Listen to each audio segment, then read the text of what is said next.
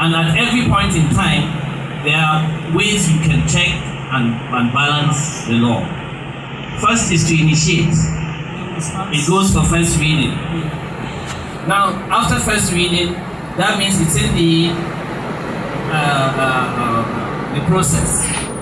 Then second, it goes for second reading. And second reading is, it is debated within the House, where all members will be given the opportunity to make contribution to it at National Assembly level.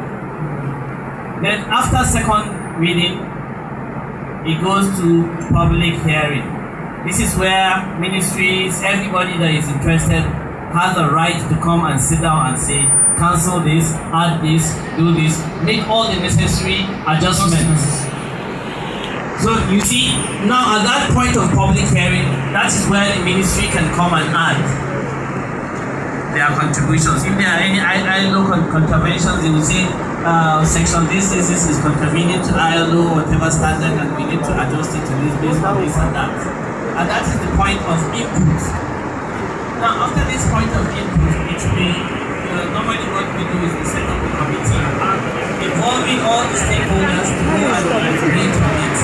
And that's the stage we are going right now, where the Ministry of Labour, the National Assembly Secretariat, and everybody will sit down and fine-tune the bill. Then it will be sent to the National Assembly as a report for ascension on the floor.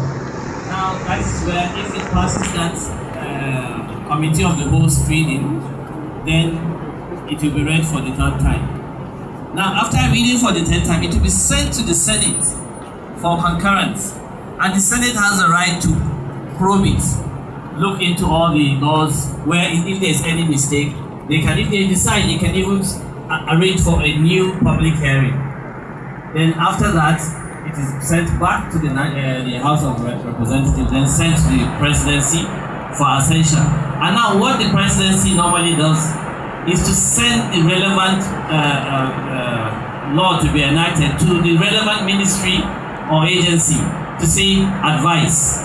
Or sometimes the president will send to the minister and say advice on this law. And the Minister of Justice to see if there is any duplication. Now, if there is no duplication and the agency says, yes, this is a good law, everything is fine about it, then the president will sign and it becomes a law.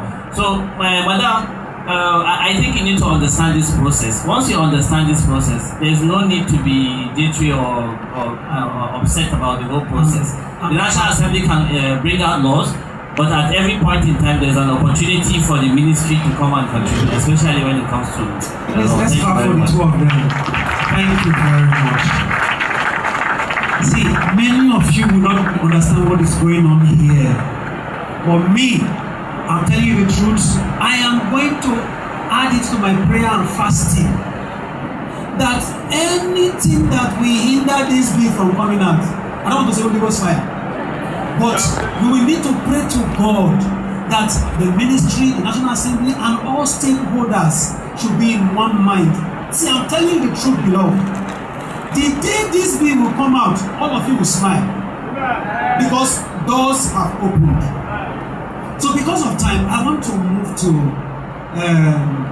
the aviation industry. Director, sir, you're welcome. Aviation safety leadership lessons is what we want to learn, because I'm sure you know that Nigerian aviation is now doing very well. When did you last hear of any major incident in aviation in Nigeria? We can't remember when. So let's clap for them, they are doing very well.